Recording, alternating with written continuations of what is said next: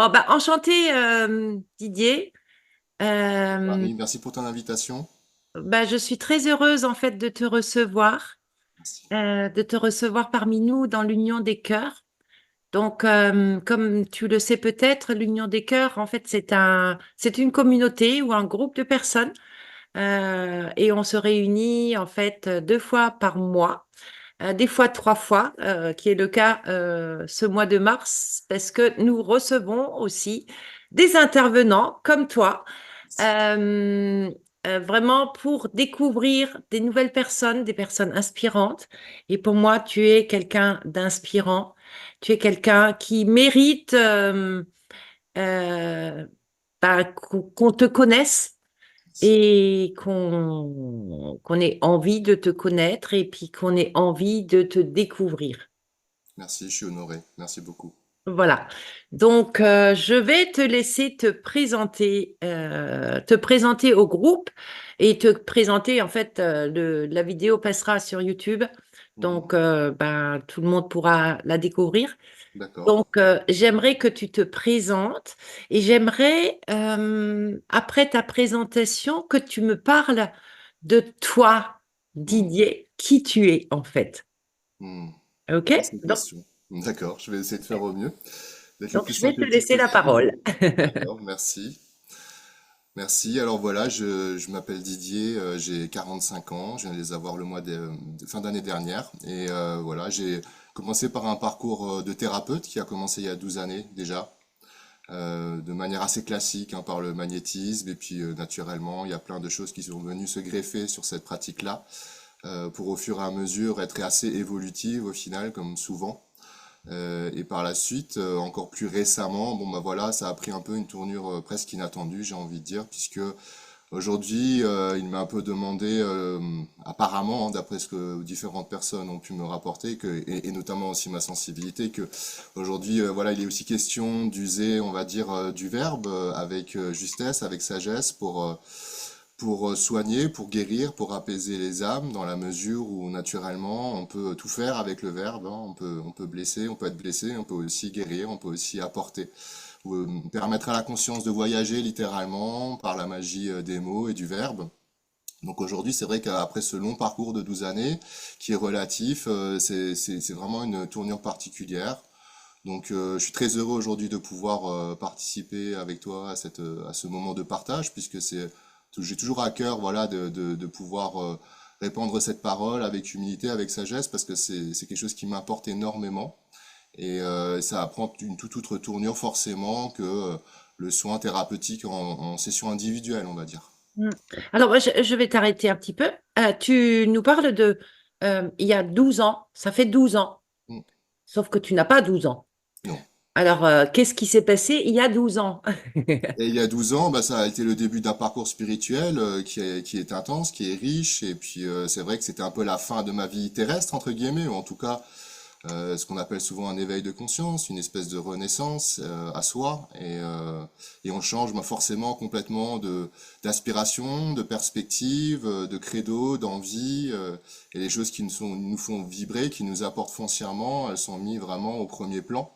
Alors que bien souvent, la première partie de notre vie, comme on a l'habitude de le dire, hein, ça va être plutôt une vie plus terrestre, Le terrestre, un peu oui. dans la matière. Et c'est vrai que bon, j'ai un passé, voilà, où j'avais un emploi de contrôleur de gestion dans les chiffres, hein, ce qui n'avait absolument rien à voir.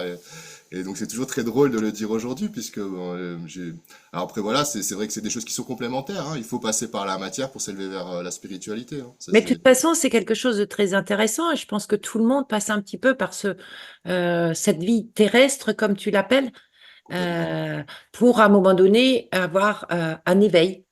C'est ça. Et cet éveil arrive très souvent par des événements particuliers. Mhm. Et c'est vrai qu'à partir de ce moment-là, on commence à se poser des questions.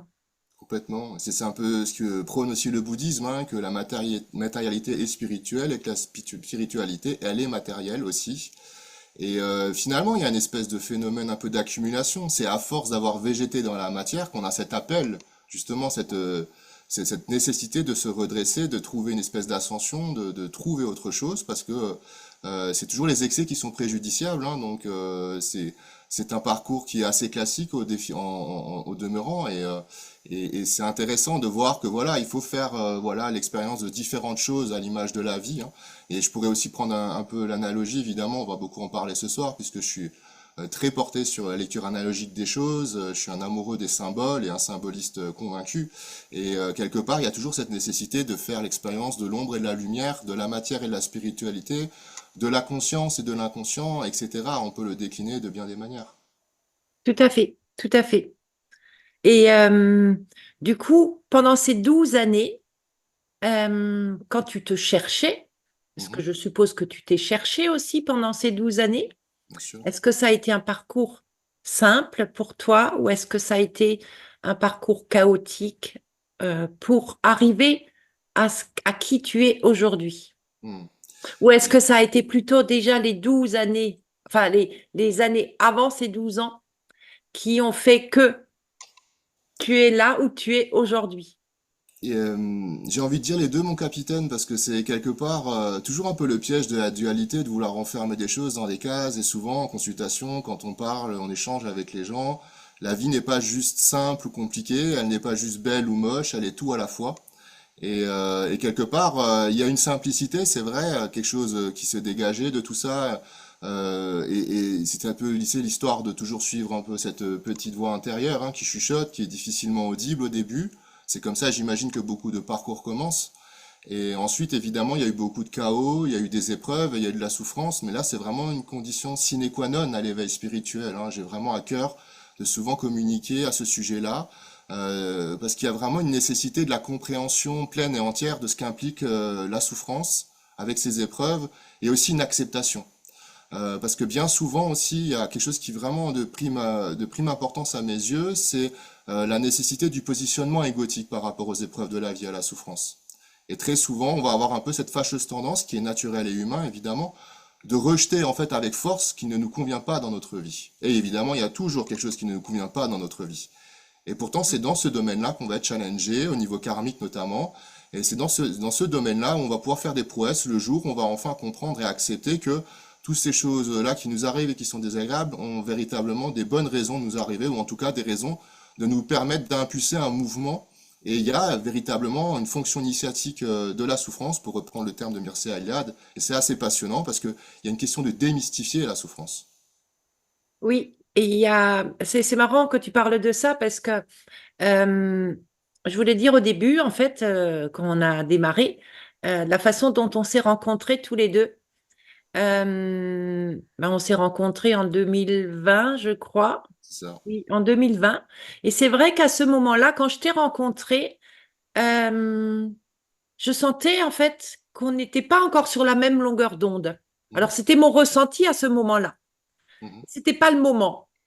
mhm. Et pourtant, je veux dire, je n'ai eu aucun jugement là-dessus.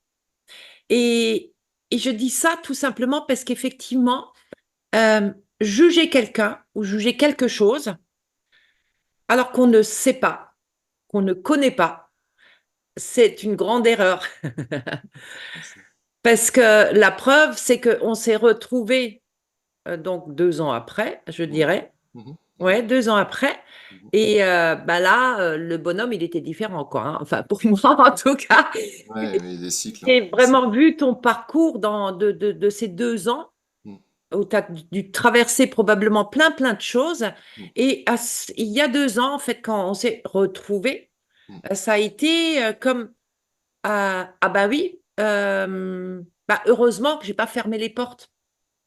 Ouais, Parce qu'on a tendance en tant qu'humain de fermer les portes trop vite. Et on a aussi, ce qu'on peut dire là aussi, c'est que il n'y a pas de hasard quand on rencontre quelqu'un. Et là, je reviens sur tes souffrances, en fait, mhm. ou sur les souffrances, il n'y a pas de hasard quand on les vit. Non, bien sûr, Il n'y a jamais de hasard, en fait. bien Il y a sûr. toujours une raison à ça. Et c'est là que ta sagesse qui s'est développée, en fait, bah, c'est ça aussi. Mhm, C'est ne pas juger, ne pas, enfin, prendre ce qui vient, l'accueillir et essayer de le comprendre. mhm. Ouais, puis la souffrance, elle va nous recadrer quelque part, elle va nous imposer une position d'humilité. C'est aussi complètement. une de ses vertus, hein. Et cette position d'humilité, elle est vraiment essentielle aussi pour grandir à soi. Le paradoxe, justement, c'est qu'il est question de se diminuer pour grandir. C'est ça. Et c'est vrai que quand on s'est rencontrés en 2020, il y avait encore un parcours qui n'était pas suffisamment abouti, probablement. Une forme de maturation. Je vais pas forcément dire de maturité, mais c'est vrai que c'est des histoires d'épreuves, comme tu l'as dit à juste titre. Et puis Mm. pour être tout à fait sincère, quand on s'était rencontrés en 2020, j'étais venu te voir justement pour que tu deviennes ma thérapeute. Et probablement que j'étais pas prêt, parce que quelque part, évidemment, toujours, aller en thérapie, ça demande toujours du courage. C'est C'est ça. jamais évident, c'est jamais quelque chose de confortable, hein, on le sait très bien, toi et moi, et toutes les personnes aujourd'hui qui nous regardent et qui nous entendent. Donc c'est difficile aussi des fois de faire confiance, hein. Je veux dire, moi j'ai mis des années à trouver finalement une thérapeute comme toi qui soit à la hauteur, à qui on peut faire confiance. Et je peux comprendre aussi que les personnes qui vont voir quelqu'un pour prendre soin d'eux et d'aller voir vraiment d'aller de plus en plus loin dans l'ombre et les choses difficiles, il faut vraiment à nouveau une confiance sans faille, il faut de la sincérité, de la confiance, enfin, il y a plein de choses qui ne viennent pas tout de suite sur le coup. Donc il y a un cycle, hein, et c'est Un aussi temps. la souffrance qui va nous permettre à un moment donné de nous sentir prêts, de dire maintenant, Mm. maintenant ça suffit, maintenant il faut que je passe à l'action, maintenant je peux plus me permettre de... Parce qu'il y a tout un tas de résistances égotiques, hein, donc que ça soit en tant que patient par rapport à toi, en tout cas que consultant ou en tant que thérapeute, je vois souvent toutes ces résistances égotiques, hein. On se dit qu'on va pas être assez réceptif, que ça va pas fonctionner, que ça coûte de l'argent, que etc., etc. Et on trouve plein de mauvaises raisons Plein pour pas passer d'excuses, à en l'action. fait. Mais oui, bien sûr. Mais en même temps, à nouveau, c'est quelque chose qui n'est pas non plus dans la facilité, dans le côté un peu, enfin dire agréable et voilà immédiat, hein. C'est un peu, c'est vraiment à l'opposé de aujourd'hui ce qu'on vit dans la société de consommation. Donc Mm. faire une démarche thérapeutique, c'est quelque chose de foncier, d'intime, de puissant, il faut être révérencieux face à ça. On peut pas le prendre par-dessus, voilà, par-dessous la jambe. Mm. Donc je pense que c'est un peu tout ça qui a fait que, et puis forcément, quand ça devait arriver, voilà, ça arrive. Voilà, c'est arrivé. Et tu es là ce soir. C'est ça, exactement. Et c'est vrai que si par exemple on remonte 4 ans en arrière, même sincèrement, tu m'aurais dit voilà, faire l'émission, je me serais peut-être pas senti prêt. Je ne Et là pense pas, aussi, non. c'est ouais, voilà. Et ça, c'est vraiment aussi quelque chose que j'ai un peu à cœur aussi d'évoquer ce soir parce que j'accompagne souvent aussi des thérapeutes, des médiums, et c'est un peu un effet de mode souvent de se jeter un peu dans le grand bain sans suffisamment de préparation. Et ça, c'est vraiment un gros problème parce que c'est devenu très démocratisé et aujourd'hui, ben simplement, on va faire quelques demi-journées par-ci par-là de formation de séminaire et puis on va trouver un peu de confiance, un sentiment de légitimité pour se lancer. Sauf que malheureusement, c'est pas toujours suffisant parce que naturellement, il y a une question d'avoir suffisamment introspecté, travaillé sur soi, de sorte que quand on va interagir avec autrui, ça fasse pas plus de mal que de bien. On dit bien que l'enfer est pas avec de bonnes intentions. C'est que si en tant que thérapeute, on va vers quelqu'un et qu'on est encore soi-même trop chargé, entre guillemets, dans les contenus inconscients, ben, ça risque de faire des désagréments qu'on voudrait pas voir se produire. Complètement. Mais je dis très souvent, c'est vrai qu'aujourd'hui, on trouve de plus en plus de thérapeutes, surtout depuis 2020. Mais il y a vraiment de tout. Et il faut vraiment savoir faire la part des choses aussi. Et de toute façon, quand on s'engage, en fait, dans notre propre guérison, et c'est ce que tu as fait, euh, euh, tu vas faire ton travail. Moi, je n'ai été là, en fait, ou d'autres peut-être que tu as pu rencontrer, pour t'accompagner. Le vrai travail qu'on fait sur soi-même, c'est bien ça, en fait, hein. Alors, par diverses façons, on fait notre travail sur nous-mêmes. Et toi, je pense que tu as vraiment trouvé le chemin de comment le faire. Et c'est là qu'on va pouvoir arriver sur ton bébé, en fait, hein. C'est vraiment un parcours, je trouve ça incroyable, quoi, hein. Mais c'était ta façon à toi de pouvoir te connecter à toi et de te libérer de toutes tes problématiques, de Oui, toute notre vie terrestre, finalement, hein, c'est de ça. tout ce qu'on a traversé, parce que de toute façon, à un moment ou à un autre, dans cette vie terrestre, je dirais, euh, bah, soit on est obligé parce qu'on sent que bah, on n'a pas le choix, ou alors bah, on reste là où on est et puis on reste dans nos souffrances, quoi, hein. Et il y a mille façons d'y arriver. Oui, puis il y a Et- une nécessité de sortir de tous ces carcans, de toutes ces fausses croyances, de ces limitations, de ces programmes inconscients, de ces liens qui sont des chaînes. Et donc le lien est comme toute chose, je le dis beaucoup dans le livre, toute chose est faite d'ombre et de lumière. Donc un lien peut être vertueux, ça peut nous apporter, mais ça peut aussi être une chaîne et un enfermement et une entrave. Et d'ailleurs, il y a bien on va dire, il y a une grosse base de la magie en général qui est faite justement sur la base des liens. On parle souvent de couper les liens. Il y a une prière à la Sainte Vierge Marie qui parle de défaire Marie qui défait les nœuds. Donc voilà, et ce qui défait les nœuds, c'est aussi souvent, on va dire, le glaive, l'épée, la Mm. vertu du mental, c'est-à-dire que le mental voilà, a des avantages et des inconvénients. Et c'est vrai que c'est avant tout déjà aussi sortir de sa petite condition, de l'identification, de tout ce parcours, des souffrances. Et finalement, ce développement personnel qui aujourd'hui un peu est un mot fourre-tout, il va devenir un développement impersonnel. Et je pense qu'il y a vraiment aussi une nécessité aussi de saisir que à un moment, il est question de trouver quelque chose de plus collectif pour trouver l'universel. Et c'est ce qu'on retrouve, on va en parler aussi ce fameux inconscient qui est aujourd'hui vraiment la pierre angulaire de l'individu et de sa réalisation. Et il est bon aussi déjà de savoir qu'il y a une part personnelle, individuelle, et puis il y a une part qui est collective. Et donc au fur et à mesure qu'on va travailler sur soi et qu'on va avancer, on va d'abord évidemment se défaire de choses qui nous touchent directement. On parle souvent des liens transgénérationnels. Mais par exemple, pour une femme qui va travailler sur des choses le fait qu'elle a été méprisée ou bafouée dans sa condition de femme, on peut le voir par rapport à la lignée féminine de la famille, mais c'est quelque chose qui concerne toute l'humanité au final. Complètement.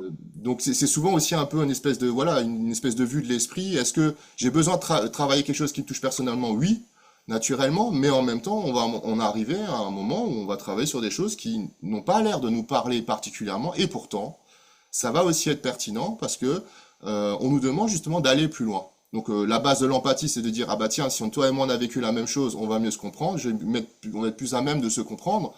Mais finalement, l'empathie véritable, c'est d'arriver à comprendre l'autre, même si on n'a pas vécu les mêmes expériences. Exactement, exactement. Et alors, toi, tu parles d'empathie, mais je parlerai ah, je cherche le mot, Compassion. de compassion. Merci. Alors c'est toujours intéressant parce que c'est vrai que l'excès d'empathie nuit, et Mm. étymologiquement, la compassion, ça veut aussi dire souffrir avec. Tu vois? Bah, pour moi, non, justement. Pour moi, la compassion, parce que J'entends j'en bien. suis arrivée à ça, j'ai beaucoup de compassion pour, bah, par exemple, ce qui se passe dans le monde aujourd'hui. C'est la miséricorde, hein. C'est triste, en fait. Ouais, C'est de la compassion, ouais. mais ça ne me touche pas. C'est ça, oui, exactement. C'est souvent un peu le grand souci, c'est que les âmes sensibles et bienveillantes vont se retrouver contaminées par la souffrance et l'injustice du monde. Bah, Et ça, c'est un travail à faire également, en fait. exactement. Et c'est vrai qu'il est vraiment essentiel de comprendre que chaque chose est à sa juste place ici-bas. Et que, évidemment, on va des fois être meurtri de voir un enfant qui meurt de faim, qui est toujours des guerres et des maladies. Mais est-ce que, voilà, est-ce que l'enfant qui meurt de faim n'est pas aussi sur son karma, en train de vivre son karma? Il vit autant de son karma qu'un Européen qui va avoir une dépression parce que, il a perdu ses valeurs spirituelles et qui se perd dans la matière.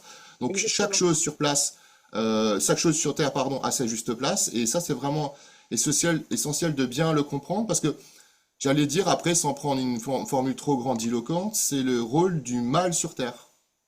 Et il y a un très beau livre aussi que j'ai beaucoup aimé lire qui s'appelle Les mystères de la femme d'Estelle Harding. Et en fait, dans le combat que Isis mène contre le mal, j'ai oublié son nom dans le mythe, en fait, elle le terrasse, c'est Typhon, merci. Et en fait, elle décide de le laisser vivre. Parce que justement, en fait, le fait de l'achever, ça voudrait dire elle romprait l'harmonie qu'il y a sur Terre. Donc, le mal fait partie de l'harmonie sur Terre, à l'image du yin et du yang et de l'ombre et de la lumière.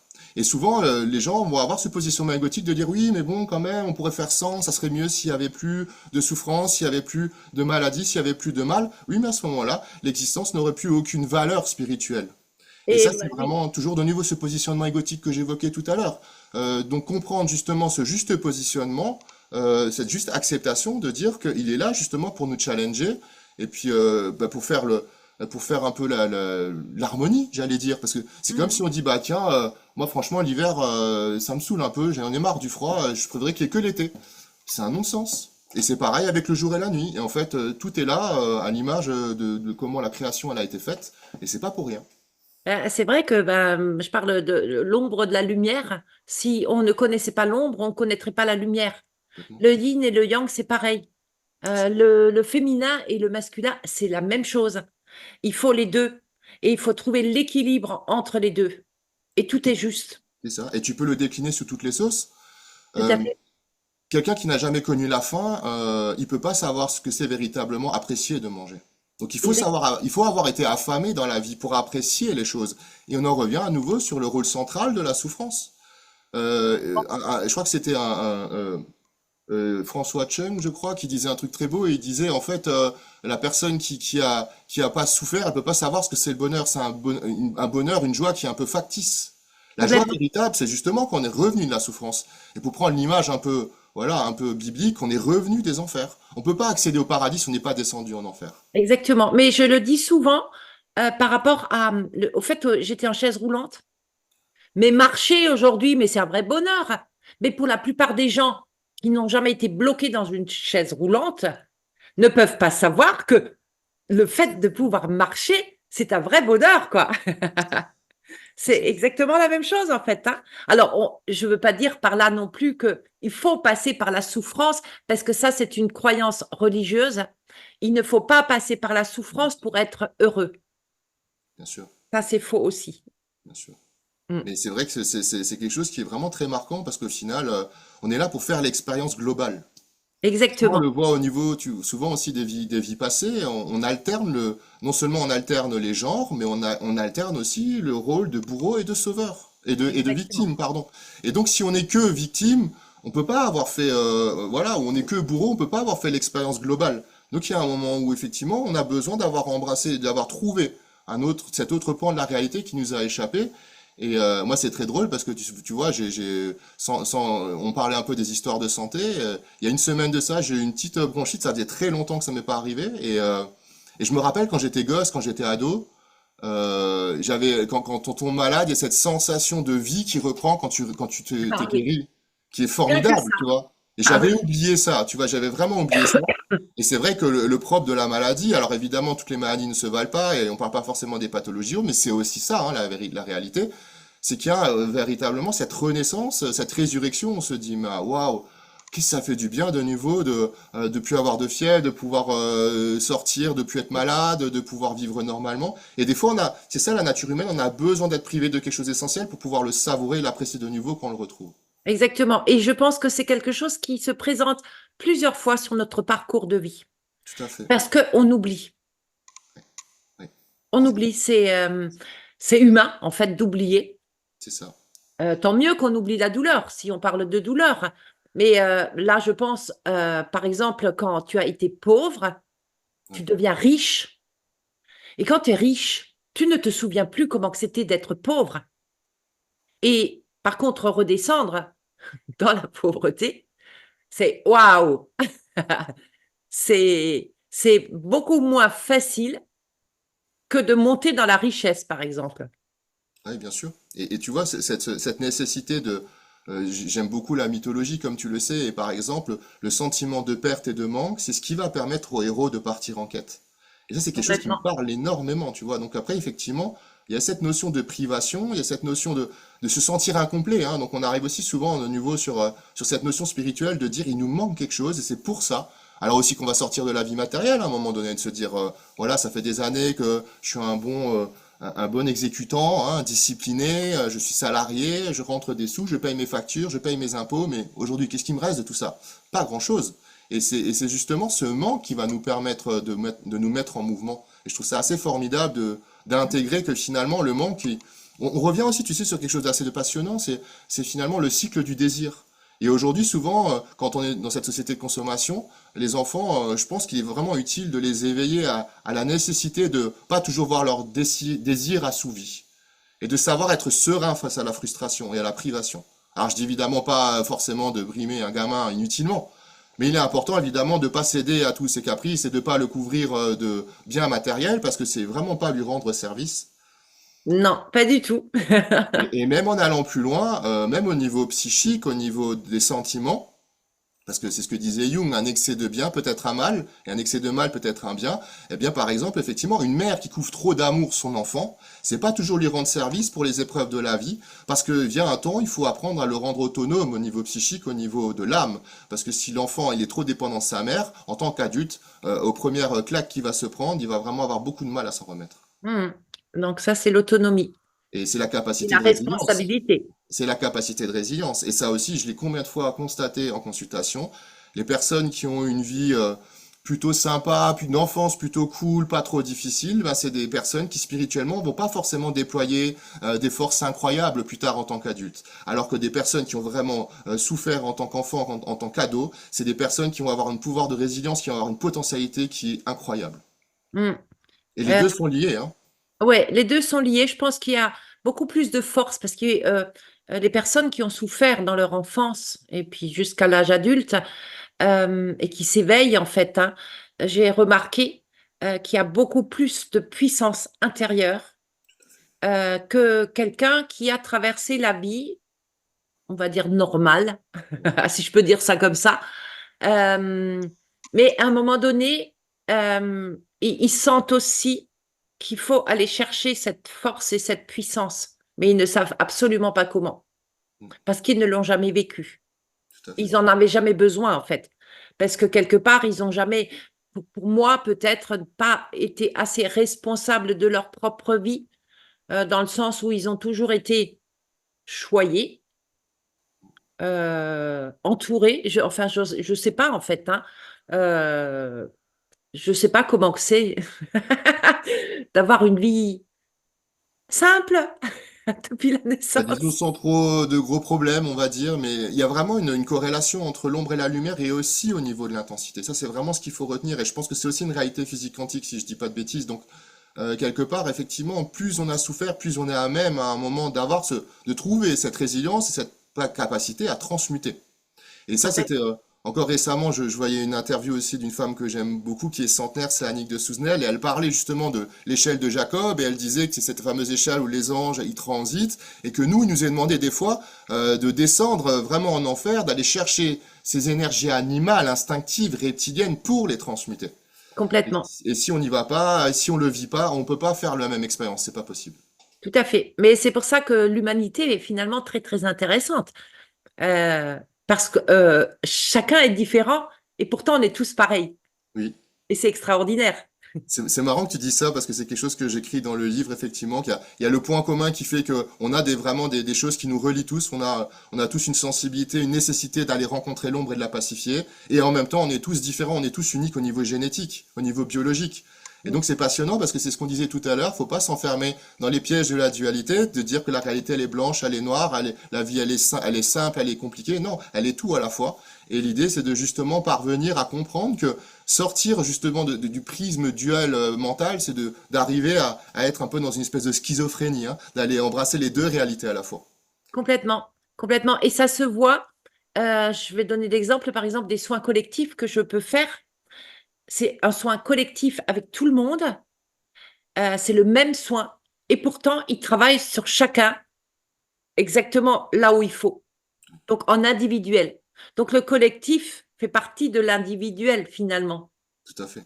Et bah oui, bah, on est tous différents et en même temps, on est tous pareils. C'est ça. Et c'est ce que je disais tout à l'heure, il y a vraiment une nécessité à un moment donné de réussir à sortir de l'identité. Parce que l'identité, et on va arriver au fur et à mesure de ce sujet-là, on parlait de l'ego, et une des grandes caractéristiques de l'ego, c'est de procéder par identification. Et ça, tu le vois souvent, tu sais, quand les gens sont beaucoup dans le possessif, hein. Ma voiture, ma maison, mes enfants, mon argent. Et on gagne justement à sortir de ce mode de possession, puisque c'est de l'avoir évidemment, pour aller vers l'être. Et j'aime souvent aussi parler de cette philosophe juive qui était Simone Weil avec un W qui disait que la porte vers le sacré passe par l'impersonnel. Donc finalement, trouver cet élan pour aller vers le sacré, c'est de justement enlever toutes ces couches de personnification et d'identification, évidemment en rapport aussi à la mémoire et aux souffrances. Complètement, complètement. Super.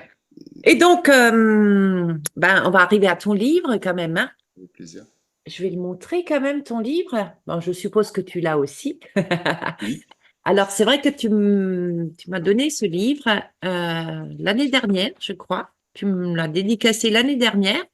Et l'année dernière, je n'ai pas pu le lire parce que ma main ne fonctionnait pas. Il était trop lourd. Aujourd'hui, j'arrive à le tenir quand même. Et en fait, quand tu me l'as donné et en me disant que je devais lire ce livre, comme n'importe quel livre, enfin, c'est pas ce que tu m'as dit, mais c'est ce que je pensais, je n'étais pas capable de le faire.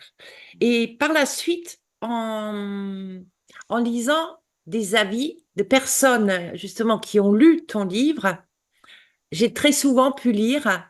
C'est un livre qu'on peut lire n'importe comment. On peut le lire à l'envers si on veut. On peut prendre une page après l'autre, enfin, ou une page de temps en temps. Et il y a toujours ce message dedans. Et Ouais. effectivement, bah, c'est ce que je fais maintenant, hein. Je l'ai tout le temps devant moi. Et puis de temps en temps, je le prends et puis je tombe exactement sur ce qu'il me faut. Et d'ailleurs, ce soir, quand je cherchais le jugement, j'ai ouvert le livre et je suis tombée pile poil dessus. Donc, il n'y a pas de hasard non plus. Non. C'est vrai qu'il y a tellement de sujets dont tu parles. Enfin, tu parles de la volonté, tu parles de l'équilibre, tu parles du choix, du libre arbitre, du lâcher prise, mais ça intéresse tout le monde. De l'harmonie, c'est quelque chose qui va parler à tout le monde.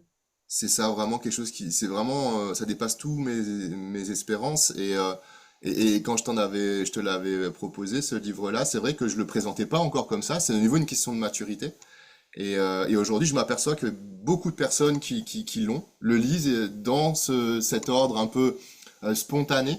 Mhm. Donc c'est un livre qui est vraiment fait d'une centaine de petits chapitres, souvent assez concis.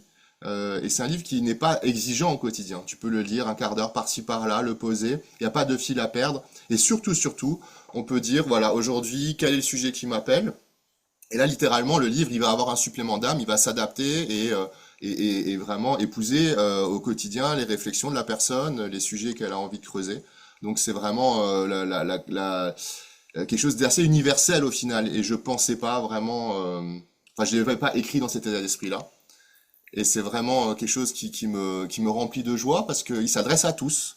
Il s'adresse aux personnes spirituelles, aux personnes qui le sont moins. Il s'adresse même aux cartésiens. Il s'adresse aux jeunes. J'ai pour habitude de le dire, ça me fait tellement plaisir à chaque fois. J'ai un ado de 15 ans qui est en train de le lire actuellement et le gosse n'aime pas lire à la base. Et pourtant, ce livre-là, il le lit, il l'apprécie.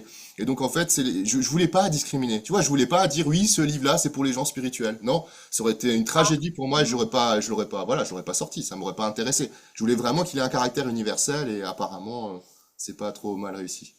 Très bien. Donc, je vais te laisser parler un peu de ton livre. Hmm. Alors, euh, petite question avant, tu as commencé à l'écrire quand? Il y a 10 ans, il y a eu 10 ans d'écriture. Alors évidemment, hein, c'est en dents de scie, hein. Des fois, on écrit Tout rien à pendant fait. 6 mois. Des fois, on se casse les dents. Le plus gros chapitre du livre, c'est de la survivance de l'âme. Et j'ai mis 6 mois à l'écrire parce que c'est vraiment une grosse synthèse de toutes les différentes religions au niveau de la réincarnation. Parce que j'avais vraiment à cœur de... Et c'est un peu ça aussi la réalité de l'analogie, hein. Ce livre, il y a vraiment une multitude de sensibilités. Il n'est pas plus axé sur un domaine qu'un autre. C'est vrai que l'illustration en couverture, on pourrait se dire, ah bah tiens, on dirait un livre de mythologie.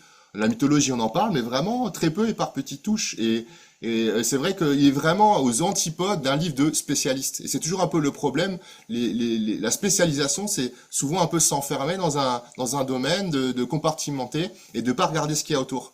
Et c'est vrai que moi, j'ai toujours eu une approche assez généraliste et j'apprécie beaucoup finalement nous remettre toutes ces grandes sciences occultes, ancestrales, pour les mettre en lien et qu'on ait une espèce d'évidence de dire waouh, en fait, ils parlent de la même chose, c'est toujours un peu les mêmes idées qui reviennent, sauf avec avec des différences de sensibilité ou de culture. Et c'est là où le caractère universel il ressort un peu plus aisément. Complètement, complètement, parce qu'effectivement, quand tu parles de mythologie, la mythologie qui a existé depuis très très longtemps, aujourd'hui, elle existe toujours, mais elle est modernisée, je dirais. Elle est vue autrement. Et quand on n'en fait pas la reliance, on s'en aperçoit même pas. Tout à fait. Ce que tu dis, c'est encore très vrai pour l'hermétisme, parce qu'aujourd'hui, la vision holistique, c'est l'hermétisme de la tradition et d'hier. Et Ouais. donc aujourd'hui, c'est vrai qu'on a un peu oublié, ce qui est aussi un peu dommage souvent, c'est que on a les deux grands écueils. C'est-à-dire que soit on a un livre pointu spirituellement, et à ce moment-là, bah, il va être des fois être assez alambiqué, difficile à comprendre. Le genre de livre, tu lis trois quatre pages, t'es désarmé parce que c'est trop. C'est trop compliqué parce qu'on n'a pas l'habitude, parce qu'on n'a pas forcément on n'est pas familier avec la terminologie, etc. Et puis on a l'autre écueil, à savoir un peu les livres de développement personnel en général, un peu New Age des fois malheureusement aussi, où on te dit il faut être amour et lumière pour régler tes problèmes, et ça t'apporte pas véritablement de solution. Et l'idée c'était de vraiment faire un équilibre entre tradition et modernité, mais en restant fidèle évidemment à la tradition, en restant révérencieux, mais en rendant ça accessible, parce que j'ai vraiment fait un gros travail, on va dire, de simplification, de vulgarisation pour le rendre accessible à tous. Mmh, complètement. Mais du coup, moi, ce que je dirais là-dedans, vu que tu as commencé ce livre il y a 10 ans, je pense que ça a été euh, ta guérison spirituelle, euh, ta compréhension spirituelle que tu as cherché toi-même au fond de toi. Et tu en as fait un livre de tous les sujets qui ont pu passer par ton âme, en fait, hein. Ouais. Et c'est extraordinaire, quoi, hein. Ouais, et c'est génial. Donc, je vais te laisser Merci parler un beaucoup. petit peu de ton Merci beaucoup. livre. Alors, Alors moi, j'ai après, ouvert une page par oui, oui, hasard, le libre arbitre. oui. Ce n'est pas ce qui vous importe, mais votre façon d'y réagir. Ben, c'est tout à fait ça, quoi, hein. Ouais, il a un petit ce côté recueil de sagesse où en début de chapitre, il y a quelques citations pour donner un peu plus de profondeur au sujet développé à chaque fois. Bah oui, parce que ça peut parler, une phrase peut parler à certaines personnes et puis C'est ça. bah, à d'autres non. Donc, tu as Ouais. bien fait de mettre toujours des exemples différents.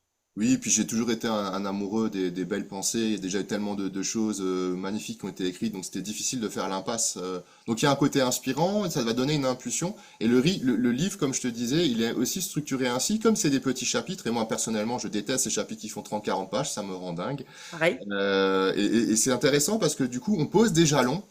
Et après, la conscience et l'âme du lecteur et de la lectrice va faire le reste du travail. Et pour prendre l'analogie, par exemple, c'est comme avec un roman, on est excessivement dans le descriptif. Et c'est assez lourd souvent parce que c'est comme si on prend trop la main de la personne et jamais on la laisse faire son expérience personnelle et intime. Alors que là, en fait, effectivement, quand tu vas lire un chapitre, tu vas avoir ton esprit qui va divaguer, ta conscience qui va voyager et qui va justement trouver des nouvelles perspectives. Et ça, c'était vraiment le souhait que j'avais. Donc c'est vrai qu'il y a vraiment cette histoire de grande simplification. Parce que moi-même, de toute manière, j'en étais pas capable, hein. Je veux dire, des gens qui sont pointus, il y en aura toujours, qui sont toujours plus aguerris que moi. C'est normal. C'est pas mon boulot entre guillemets. C'est pas ma place. Moi, ma place, c'est de vraiment faire la jonction entre ces personnes-là et les personnes qui sont un peu dans la vie de tous les jours, ou les personnes spirituelles, mais qui n'ont pas forcément cette familiarité. Et moi aussi, hein, j'avoue que des fois, je peine, hein, je sue à la lecture de certains livres, et c'est vrai que c'est ce qui est un peu dommage. Des fois, tu as des livres qui font 400 pages, et tu vas trouver quelques perles, mais alors qu'est-ce qu'elles sont chères et précieuses à les trouver. C'est-à-dire que c'est vraiment une de temps en temps. Alors que dans ce livre-là, j'ai vraiment mis un maximum d'informations, tu le vois, hein, il y a vraiment, il y a plus d'une centaine de notes de bas de page et il y a vraiment toute une légion de différents éléments, il y a plein voilà, de différentes sensibilités. Et c'était vraiment mon souhait qu'on en apprenne vraiment plein, quoi, vraiment qu'il y ait plein d'enrichissement, d'apprentissage et de prise de conscience, de se dire waouh. Donc il y a toujours des domaines qu'on connaît déjà, qu'on est familier, ok, très bien, mais il y en a toujours certains autres qu'on ignore ou qu'on ne connaît pas suffisamment. Et Moi, là, je l'idée, dirais, en fait, ton livre, c'est comme si tu donnais les clés pour ouvrir des portes. Et chacun va ouvrir les portes qu'il a envie, c'est ça. par hasard. C'est beau, merci Il beaucoup. n'y a Ouais, pas de non, mais hasard, c'est, mais c'est ça, quoi, hein. Tu es vraiment celui qui, ben, dans ce livre, ce que tu donnes, c'est des clés. ouais. C'est des clés et chacun va prendre ses clés s'il a envie de les prendre ou pas pour Ou il les ouvrir, prendra plus tard quand elle sera prête. voilà, pour ouvrir telle et telle porte aujourd'hui et demain peut-être une autre porte et peut-être dans un an d'autres portes encore. Mais c'est des portes. Le livre est rempli de portes. Hmm. Là, il est Et vraiment toi, tu particulier. Je dis distribues que c'est les un clés. ovni, hein. Ouais, ouais, je dis que c'est un... J'aurais pas voulu écrire quelque chose qui existait déjà, c'était pas mon souhait. Et c'est vrai qu'aujourd'hui, ce livre-là, ben, c'est le premier, on va dire, d'une longue série, on espère, de ce que Pourquoi? aujourd'hui, de ce que aujourd'hui je présente comme l'alchimie spirituelle, mais une alchimie spirituelle qui est moderne dans sa vision, dépoussiérée, parce que c'est vrai qu'il y a eu des choses qui ont été posées, voilà, par le passé, par la tradition. Et aujourd'hui, c'est bien de s'appuyer, de se baser sur ce qui a été dit par la tradition, avec sagesse, pour pouvoir en faire quelque chose de le faire évoluer, mais à nouveau, comme je te disais, en restant fidèle à l'héritage des anciens, et pas en racontant n'importe quoi, parce que ça, c'est vraiment typique du New Age, de dire, tu sais, quand par exemple, on te dit, ah oui, tu vois, sur YouTube, vous pouvez faire un rituel, alors il te l'improvise, alors qu'il y a des lois analogiques à respecter. Tu fais pas un rituel n'importe comment. Et, euh, et c'est pareil pour la pratique énergétique, hein, c'est ce qu'on disait tout à l'heure. On te dit que oui, ben tu peux y aller, il y a pas de souci. Ah ben non, désolé, tu vas pas dans l'astral comme ça n'importe comment. Il y a des règles, il faut savoir se protéger. Faut savoir justement aussi, voilà, savoir que c'est quelque chose de qui n'est pas anodin, qui se prend pas à la légère. Donc après, voilà, aujourd'hui, ce livre, il est un peu le fil rouge, c'est l'alchimie spirituelle. Alors, il y a beaucoup de langues des oiseaux, pour ceux qui connaissent déjà aussi, évidemment. La langue des oiseaux, c'est la langue des alchimistes, la langue du cœur, qui par un jeu de sonorité dévoile le sens secret et caché d'un mot. Et c'est comme si finalement, une idée ou un mot allait avoir un aspect profane, une forme, et un aspect sacré et un fond. Et souvent, on va passer dans la vie de tous les jours, on va passer à côté du sens véritable d'une chose. Et au fur et à mesure, cette alchimie spirituelle que je présente maintenant, c'est de finalement arriver à faire jaillir à la conscience ces pans de réalité qui nous échappent. Parce qu'on pourrait, quand on parle, il y a la langue des oiseaux, mais on pourrait aussi parler finalement d'une espèce de langage alchimique qui est muet. C'est-à-dire que pour chaque chose, il y a un remède, pour chaque ombre, il y a une lumière. Tu vois, et ça, c'est Mais, vraiment quelque chose d'essentiel. ouais, mais du coup, la question que je te poserais, c'est est-ce que les gens, en général, doivent aller se poser ces questions ou est-ce que les réponses arrivent toutes seules? Les deux, mon capitaine, parce que là aussi, j'ai envie de te dire, parce qu'il y a évidemment des questions qu'on va tous savoir. Et Mhm. puis il y a des fois certaines réponses à des questions qu'on ne se sera même pas posées. Parce que Complètement. c'est comme une grande fresque, hein. La vision analogique, c'est ça, hein. L'analogie, je reprends la formule de Luc Biget que j'adore, et il dit l'analogie, c'est le meilleur moyen de parler d'une chose dont on ignore tout. Je trouve ça magnifique. Mm. Parce que c'est vraiment en rupture avec ce qu'on imagine de l'ignorance, hein. Et donc, en fait, il y a vraiment cette différence entre le savoir et la connaissance. En langue des oiseaux, le savoir, c'est avoir ça, c'est de là c'est une belle discussion, une lecture, une conférence. La connaissance, ça naît en nous, c'est de l'inné. Et donc, c'est une part de sagesse qui est en nous, qui est immémorielle, et qu'on nous demande d'aller retrouver. Et moi, j'ai souvent pour habitude de dire que je suis pas mieux qu'une autre personne, je suis quelqu'un, je suis un être humain, c'est tout. La seule chose, c'est que j'ai eu l'audace d'aller chercher ces héritages du passé. C'est ça. Et ça, on a tous des talents, des dons, des capacités qui dorment en nous. Et souvent, tu vois, on va parler de la mission de vie, la mission d'âme, de dire c'est quoi mon chemin, alors qu'il y a une très belle trajectoire à épouser, c'est de travailler sur soi, c'est d'enlever au fur et à mesure les couches et elle va se révéler toute seule. Il n'y a pas besoin d'avoir forcément une direction. C'est souvent très rassurant de se dire ah bah tiens, tu peux être magnétiseur, tu peux être cartomancienne ou que sais-je.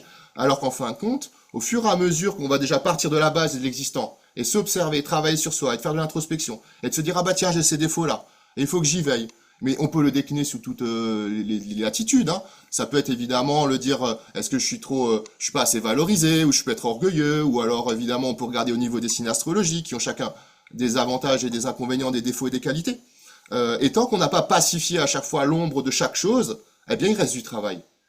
Et au fur et à mesure qu'on arrive à épurer tout ça, alors les choses se font plus évidentes. L'ego va enfin être plus docile, hein. J'aime toujours cette formule de dire que c'est un bon serviteur et un mauvais maître. Et à un moment, il est question qu'il ploie le genou, qu'il soit vraiment à sa juste place. Et là, l'âme, elle peut ensuite pleinement s'exprimer. Exactement, mais c'est pour ça que je te posais cette question. Est-ce que c'est bien de se poser plein de questions ou est-ce qu'il faut relativiser, prendre ce qui arrive en fait? On peut poser une question, mais c'est vrai que quand on se pose plein de questions qu'on veut approfondir à tout prix, c'est souvent l'ego qui parle. C'est Oui. l'ego qui a besoin de savoir. C'est l'ego qui passe par le mental. C'est pour ça qu'il y a un chapitre que j'ai intitulé Contempler les mystères de l'univers. Et donc effectivement, il y a cette boulimie mentale, et on a toujours besoin d'en savoir plus. Mais le positionnement justement de l'acceptation de ce qui est sans vouloir aller chercher, et c'est aussi un peu le chapitre du destin que j'évoquais, et ça parle aussi de la mort fati de Nietzsche, c'est-à-dire il y a une différence entre connaître son destin et d'être rassuré ou avec le petit ego, etc., ou de l'accepter tel qu'il est pour ce qu'il est et indépendamment de ce qui va advenir. Donc Mm. il y a un moment cette position de retrait, c'est très zen. Moi, je suis un amoureux de la pensée zen, de justement à un moment de se mettre en silence, en vacuité, et de cesser tout ce brouhaha intérieur, parce que c'est ça qui parasite notre vision des choses. Et pour revenir même sur l'inspiration et du livre, parce que c'est quelque chose de souffrant l'écriture, hein, c'est vraiment un truc de masochiste. Mais l'inspiration, elle va vraiment venir quand on fait silence. Le Eureka, il va pas venir au bout d'une énième cogitation parce qu'on n'a pas arrêté de réfléchir à quelque chose toute la journée. Au contraire, c'est parce qu'on s'est vidé qu'on peut être rempli par quelque chose de plus grand que nous. Exactement. Et c'est pour ça qu'on parle souvent de méditation et beaucoup de gens peuvent dire, j'arrive pas à méditer. Mais oui, parce que leur mental ne s'arrête jamais. Donc méditer, c'est hyper compliqué. Bon, méditer ne veut pas non plus dire rester assis là à ne rien faire ou à ne pas penser, mais à calmer son mental en fait. Et quand le mental, il est calme et qu'il est, on pourrait presque dire heureux, il est juste là, ben, tout peut arriver. Il C'est y a de ça? la place pour, laisser passer justement, ben, notre intuition et je pense que tu as beaucoup écrit avec ton intuition ce livre, et à laisser, parler ton âme. Ton âme Il y ne a- peut pas s'exprimer si ta tête est remplie de pensées. c'est ce qui est dit justement dans la philosophie hindouiste. Ils disent que le Purusha, l'esprit, il est silencieux, il est immobile. Donc on parle de l'esprit de Dieu. Donc si on espère se rapprocher de lui, il faut qu'on adopte le même comportement. On ne peut pas se rapprocher du divin si on est tout le temps en train de se débattre dans le terrestre. C'est Et, ça. et c'est aussi ce que dit Patrick Burancenas, l'alchimiste. Il dit si vous devez retenir trois choses, c'est silencieux, immobile et aligné. Mmh. Donc en fait, c'est vraiment finalement parce que quand on parle, quand on pense, quand on bouge et on agit, on crée de l'ombre. Le propre de la vie, c'est normal. Donc si on veut justement contrecarrer tout ça et, on va dire infléchir ce rapport de force, eh ben rentrer en silence véritablement dans le corps et dans l'esprit, c'est justement être pourvoyeur de lumière. C'est ce qui a été démontré scientifiquement chez les méditants. Ça, si c'est un passage que j'ai mis dans le livre, c'est très important de s'apercevoir qu'on crée de la lumière en étant dans cette pureté de l'esprit et du corps. Et c'est complètement en rupture évidemment avec notre philosophie occidentale, consumériste, de l'avoir et du faire. Il y a une vertu du non-faire. Et souvent, moi je le vois en consultation, les gens, quand ils étaient plus jeunes, on n'a pas arrêté de leur gueuler dessus, de leur dire qu'il fallait pas rester à rien faire, qu'il fallait bouger, qu'il fallait travailler. Et il y a une vertu, et donc ça c'est dans le Tao, hein, c'est Wu Wei, c'est le non-faire. Et le non-faire, il est vertueux. C'est ça l'être. Hein. Complètement. C'est le conditionnement, en fait, le conditionnement de l'enfance, le conditionnement des vies passées aussi, hein. Et je me souviens, enfin moi, ça fait très longtemps qu'il y a enfin, moi, j'aime bien le week-end ne rien faire. Et quand on me demandait au début, bah, t'as fait quoi ce week-end? T'as fait quoi dimanche? Bah, j'étais un peu gênée de dire j'ai rien fait. Et après, à un moment donné, bah, aujourd'hui, je peux le dire, hein, ou bah, je fais rien. Mais comment ça, tu fais rien? Bah, je fais rien. C'est, Et c'est- c'est un réel plaisir de ne rien faire. Parce que justement, quand tu fais rien, en plus de ça, je reste dans le silence. J'ai besoin de silence. Mm, mm. C'est- c'est- Ben, j'ai plein d'inspiration. c'est passionnant parce que c'est très drôle parce que cette semaine encore j'ai eu une inspiration en ce sens en langue des oiseaux et c'était le fait d'être fainéant. C'est Ben voilà, exactement. la fée néant. Donc la fée néant, on peut la voir comme un monstre en disant oh là là le néant, l'ombre, ça fait peur. Mais le néant, c'est le vide qui crée à partir de tout. On sait que en physique quantique tout est fait de vide aujourd'hui, on en a complètement conscience. Donc le néant, c'est surtout déjà faire place nette pour du nouveau. Complètement. Parce que quand on est dans le faire, quand on est toujours en train de se débattre, c'est pas là où on va avoir une attitude en rupture avec les choses qui nous ont toujours enfermés jusque-là. Il ne faut pas faire, il faut être. C'est ça. Et ça, je pense qu'une fois qu'on l'a compris, ben, ça change toute une vie finalement. Parce Oui. que le faire, oui, c'est bien, mais avant de faire, non, avoir, pardon, excuse-moi, c'est avoir. Et- Avant et- d'avoir, il faut être. Et quand tu es, tu as. Et c'est pas le contraire. ouais, ouais. Mm. Et le fait de faire, tu peux aussi voir le métal, qui est aussi une analogie un peu en langue des oiseaux. C'est un passage du livre, hein, la volonté de faire. Mhm. Mais le fer, c'est aussi un métal qui a déclenché les guerres, qui a été une forme aussi un peu maléficiée de voilà. Et c'est bon, voilà, c'est toujours pareil. Hein, avec un couteau, qu'est-ce que tu fais? Est-ce que tu coupes tes aliments ou est-ce que tu vas blesser quelqu'un? On est tous responsables de ce qu'on va faire. Et aujourd'hui, c'est vrai qu'on est tellement dans des programmes de loyauté, des fausses croyances, des programmes inconscients. Et là aussi, hein, souvent aussi, on s'aperçoit le nombre de fois où on a des pensées négatives. Là aussi, il y a vraiment une nécessité. La vraie priorité du travail, c'est déjà prendre soin de ça, de notre psyché. Mm. Et souvent, bah, les pensées négatives, elles sont liées à des programmes inconscients.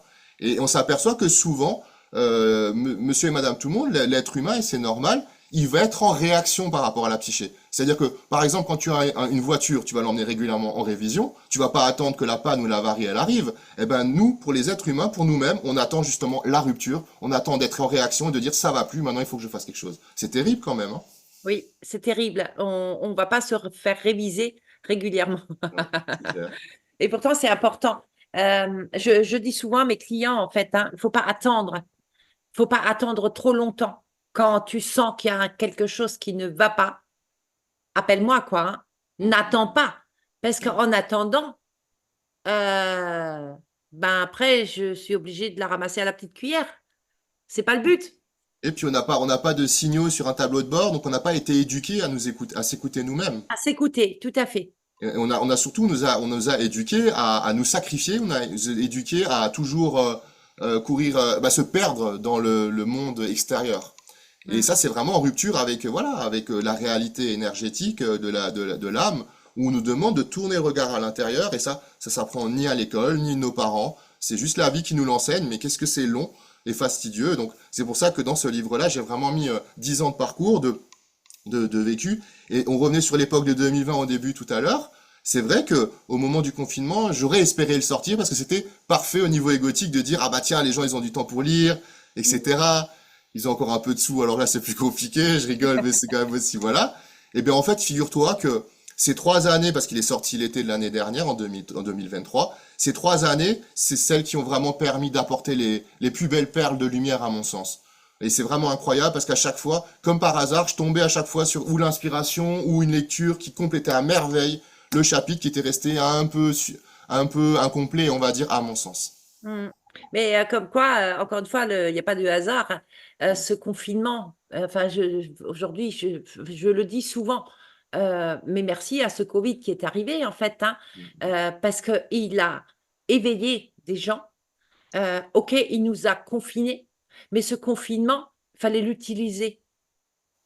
Oui, Fallait pas rentrer dans un confinement douloureux. Enfin, c'était douloureux quand même quelque part, parce qu'on est allé à l'intérieur de nous. On s'est confiné à l'intérieur de nous. Spirituellement, on s'est confiné à l'intérieur de nous. Et ça a vraiment donné des pépites. c'est ça. Et ça nous a obligés justement à rentrer en retrait de la vie. Et la Oui, retraite, littéralement, c'est la condition sine qua non spirituelle pour rentrer en contact avec Dieu. On ne rentre pas en contact avec le divin dans le brouhaha de la société, dans les mondanités. On rentre justement en contact quand on rentre en retrait de la vie et de soi. Et ça, c'est le propre des épreuves aussi, hein. Les épreuves vont nous isoler, vont nous affaiblir pour ouais, nous isoler pour faire émerger le soleil intérieur. Et là, pareillement, bah, les gens sont retrouvés à faire un point sur leur vie, s'apercevoir que peut-être avec un conjoint, une conjointe, ça ne marchait plus, s'apercevoir que c'est bien d'avoir des enfants, mais en fin de compte, ah ben, ah, oui, en plus il faut les aider à faire les devoirs régulièrement, ah puis ah bah oui, ah bah c'est pas la même chose, ah bah ils sont insupportables en fait, ah c'est mes enfants. Bon bref, je fais un peu des caricatures, mais c'est vrai que c'est terrible parce que c'est ça cette vie moderne qui nous fait perdre le sens. La question du sens, elle est fondamentale, elle est centrale. Et ces deux grands pôles que j'aime souvent évoquer, il y a le plaisir et il y a le sens. Et souvent, quand on prend plaisir, il y a très peu de sens au final, même si ça peut arriver. Et on revient de nouveau sur la nécessité de la souffrance. Donc des fois, effectivement, on a besoin un peu de distancier le plaisir, parce que c'est quelque chose qui va nous égarer, c'est très luciférien. Parce que quand tout va bien, les gens, ils ont juste envie de kiffer, et de se faire plaisir et de profiter. Ils n'ont pas envie d'avancer dans le sens spirituel. c'est très humain. C'est très C'est humain. humain, c'est humain. Et on est fait des deux parts. On a une part divine, on a une part humaine. Donc, c'est vrai que bah, des fois, on a aussi il faut savoir s'autoriser à souffler, comme tu disais, j'ai rien fait. Après, c'est mal vu parce qu'on va te dire, ah bah ouais, la oisiveté. Alors qu'en fin de compte, non, c'est prendre soin de soi déjà. C'est Parce que, exactement ça. et j'imagine que quand toi tu fais rien, t'es pas devant Netflix en train de regarder des conneries, hein, j'ai envie de te dire. C'est ça aussi la différence. Parce qu'il y a des gens qui vont te dire j'ai rien fait, et ils vont être là un peu à se laisser lobotomiser, toujours accaparés par le système Complètement. et la matrice. C'est tout à fait ça. Euh, du coup, je t'ai perdu. Je t'ai perdu. Ah, tu es là. Tu l'as. Ok. Ouais, c'est exactement ça, en fait, hein. L'univers, euh, c'est vrai qu'avec le recul, maintenant, aujourd'hui, on peut en parler. Ce confinement en 2020 a été compliqué pour beaucoup, beaucoup de gens. Mais avec le recul, après 4 ans, on peut dire l'univers a mis son grain de sel dedans. Mm. Ce n'était pas uniquement l'ombre qui a travaillé là-dedans. Moi, je dirais même l'univers a beaucoup travaillé là-dedans. Les deux sont liés, hein, c'est ce qu'on disait tout à l'heure, hein. Des fois, un Exact. excès de mal peut devenir un bien. Euh, Concrètement aussi, on parle du confinement et du Covid, ça a marqué le top départ du renouveau du monde. Et Complètement. faut pas le dire, même si c'est un peu grandiloquent, vous m'excuserez, mais de l'apocalypse, parce que c'est la période apocalyptique qu'on nous a décrit depuis toujours. Et Mhm. on la reconnaît par les symboles analogiques, hein, c'est aussi simple que ça. On a tous fait le parallèle quand on a un minimum de sensibilité spirituelle. Donc c'est une très bonne chose, enfin que ça arrive, hein, parce que moi, sincèrement, ça m'aurait enquiquiné qu'on continue encore comme ça pendant 50 ans, hein, c'est pas possible, hein.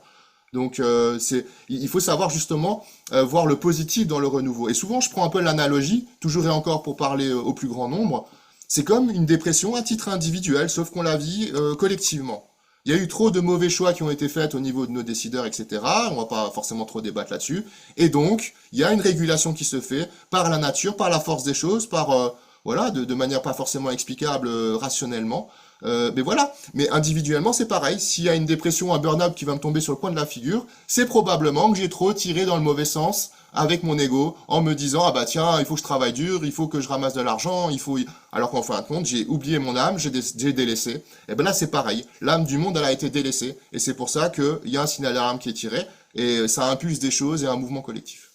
C'est tout à fait ça. Et là, ce qui est en train de se passer, il y a une reconstruction qui est en train de se faire, même si on ne la voit peut-être pas encore. Mais il y a vraiment une reconstruction du monde et de l'humanité qui est en train de se faire. Et là, je pense, alors je ne sais pas, j'ai pas vu dans ton livre, peut-être c'est écrit, il faut travailler la foi.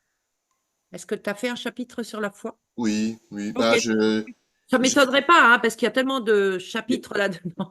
sans vouloir spoiler, mais à la fin, il y a un chapitre que j'ai intitulé La fin est un commencement et je parle justement de la période que l'on vit. Et j'ai dit en gros, dans les grandes lignes, que la recette a toujours été la même. Il n'y a pas besoin d'un nouveau remède. Et ce qu'on nous demande plus que jamais aujourd'hui, c'est de se recentrer sur nous, de prendre soin de notre âme, de prier, de méditer, de se rapprocher de Dieu. Ça a toujours été ce qu'on nous a demandé depuis la nuit des temps, hein. Sauf Oui, qu'en période urgente, comme ça, pressante, apocalyptique, évidemment, c'est maintenant que ça joue.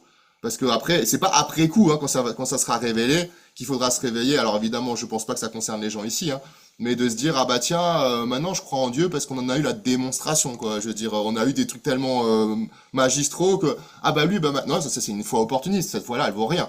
non, on est d'accord. Très bien, Didier. Alors moi, petite question encore. Est-ce que tu as d'autres projets? Est-ce que tu as d'autres projets de livres Oui, dans les prochains temps? Enfin, oui, d'un nouveau livre, d'un deuxième bébé en fait, hein? c'est en cours, c'est en cours. Je suis en gestation. On espère que c'est pour cette année. D'accord. Donc ça sera à peu près le même, on va dire la même trame que celui-ci. Il sera plus fin, mais il y aura une petite nouveauté. Ça sera les anecdotes thérapeutiques, hein. Donc ça c'est toujours assez magique parce qu'en justement en consultation souvent par la visualisation, les personnes ramènent un peu des épisodes assez magiques, thérapeutiques et symboliques, très puissants. Donc ça sera la petite nouveauté. Maintenant il y aura aussi un peu des voilà, tout un tas d'autres sujets que j'ai pas forcément pu évoquer, ou alors je reviens dessus avec d'autres mots. Mais oui, oui, c'est en cours et la bonne nouvelle, c'est que je mettrai pas 10 ans à sortir un deuxième. Oui, peu importe le temps que tu mettras. Non, bien sûr, mais bon, quand même, c'est quand même un chemin de croix. Comme je te disais, l'écriture, c'est quand même quelque chose de très masochiste. Parce qu'il y a il y a le premier jet, il y a l'exaltation, c'est très beau. Mais ce qui vient derrière, ensuite, c'est très ingrat. C'est-à-dire qu'il faut remettre le nez dans, toujours et encore dans ce qu'on a écrit, jusqu'à ce qu'on le vomisse à un moment, hein. Je prends toujours l'analogie, c'est comme si on peint notre visage et qu'on ne se voit plus en peinture, hein. Parce que quelque part, on va voir chaque imperfection, et quand voilà, et tant qu'il y en a, il y en a, il faut y retourner, et on peut pas sortir le livre quand il y a un parfait, et il est jamais parfait non plus, paradoxalement. Et je prends souvent l'analogie, même si on sait pas ce que c'est nous les hommes, avec l'enfantement des femmes. Et c'est vrai que c'est quelque chose qui se fait dans la douleur et dans la souffrance. Et puis le jour où on a réussi à enfin accoucher du premier livre, on se dit bon ben quand est-ce qu'on remet ça? C'est pareil avec les enfants, apparemment. Oui, exactement. Pour toutes les femmes qui ont eu un bébé, c'est un peu ça, en fait. On oublie, mais tellement à une telle vitesse la douleur Hmm, que, bah, bon, on peut recommencer, quoi. c'est C'est ça. pour ça aussi qu'il y a eu des enfants très rapprochés. Enfin, moi, j'en suis la preuve, hein. Ils ont été tous très rapprochés. Et j'aurais continué, hein. Mais aussi parce que moi, j'ai pas enfanté dans la douleur. J'ai eu cette chance. Après, la douleur, elle nous attend toujours à un moment ou à un autre, hein. Donc après, c'est vrai que c'est des histoires de parcours et Je en tout pense cas, aussi, c'était le fait de me dire, j'ai pas écouté les femmes ou les gens qui pouvaient dire, parce que ma grand-mère à l'époque me disait, quand on accouche, on a un pied dans la tombe. Si j'avais pris ça et je l'aurais intégré, effectivement, j'aurais eu un pied dans la tombe. Mais pour moi, ça a été, et c'est là que bah, la foi est très grande, non, je vais donner la vie. En fait, je l'ai tourné. J'ai dit, hmm, je vais donner la vie. En donnant la vie, c'est quelque chose de merveilleux. bien sûr. Euh, donc, il n'y avait pas d'accouchement. C'est juste, j'ai donné la vie, quoi. Hein.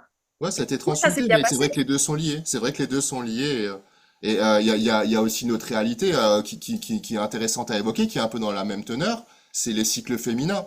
Et aujourd'hui, si elles sont tellement douloureuses pour les femmes, c'est parce que on a laissé trop de matériaux dans l'inconscient. Et je parle pas juste des croyances que c'est souffrant, mais le fait qu'une femme ne puisse plus, et ça c'est de nouveau ce fameux livre des mystères de la femme, ne puisse plus accueillir sa féminité, prendre le temps. Et je crois d'ailleurs ça a été le débat récemment de savoir si il était possible de voter un congé justement d'un jour par mois, un truc comme ça.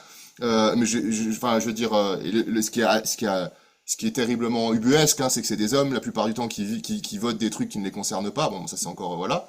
Mais c'est exactement ce qu'il faudrait faire.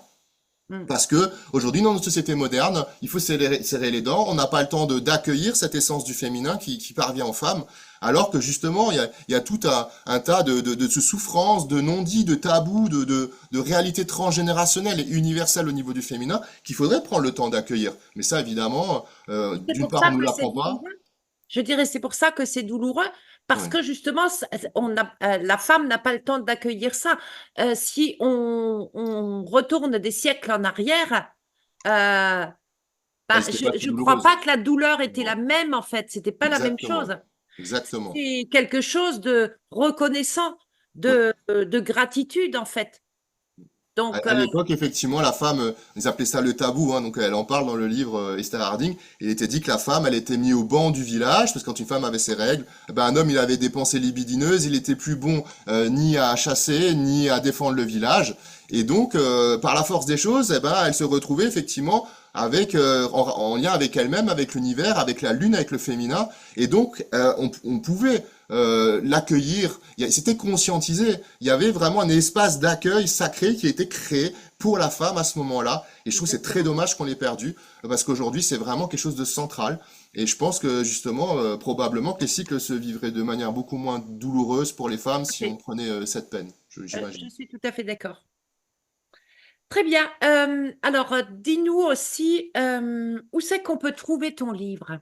Où c'est qu'on peut acheter ton livre? Alors le livre, il faut savoir qu'il est en auto-édition. Alors je veux dire malheureusement et heureusement, parce que bon voilà, il y a toujours de l'ombre et de la lumière en chaque chose. Donc comme il est en auto-édition, c'est surtout par correspondance où en gros vous le commandez, vous le trouvez sur mon site, vous le commandez, c'est moi avec mes petites mimines qui vous fait une belle dédicace et qui vous l'expédie. À moins que les personnes habitent en Alsace, et il y a quelques points, quelques commerçants, des librairies, des grandes surfaces qui ont accepté de jouer le jeu. Mais voilà, et à ce moment-là, vous le trouvez aussi sur le site, il y a les endroits où il est disponible, mais ça reste malheureusement très réduit. Et évidemment que j'aimerais qu'il soit disponible partout, et en même temps, à nouveau, il a un autre parcours pour l'instant. On verra si ça arrive un jour. Pour l'instant, je suis pas Bien aussi. forcément. C'est Donc, bien aussi parce que en façon, fait, c'est aussi une histoire à un moment de garder un peu le contrôle, entre guillemets, la maîtrise, hein, je préfère le terme de maîtrise, parce que bon, bah, c'est vrai qu'aujourd'hui, voilà, dans la réalité des faits, sortir un livre et puis finalement d'avoir des clopinettes en retour, c'est quand même assez dommage de ne pas pouvoir vivre de son art. Tout à fait. Donc, de toute façon, il n'y aura pas de problème. Je mettrai le lien en dessous de la Merci. vidéo. Si les personnes ont envie de commander ton livre, donc ils cliqueront sur le lien ou sur ton site. Enfin, c'est ce que tu me Avec donneras. plaisir, merci. Et tout le monde peut se procurer donc ton livre. Merci beaucoup. Voilà. Donc, on va s'arrêter là ce soir, Didier. On Avec va plaisir. passer de l'autre côté du rideau, on va dire, pour que les membres de l'Union des cœurs puissent te poser toutes les questions qu'ils ont envie de te poser. C'est leur privilège, en fait. Avec joie. Très bien. Donc, je te remercie d'être passé ici, sur cette chaîne, avec moi. Merci. Ça a été un privilège pour moi de te recevoir. Merci. Et donc, bah, je te dis plein de bonheur pour la suite. Et Merci puis, je te beaucoup. dis également à très bientôt.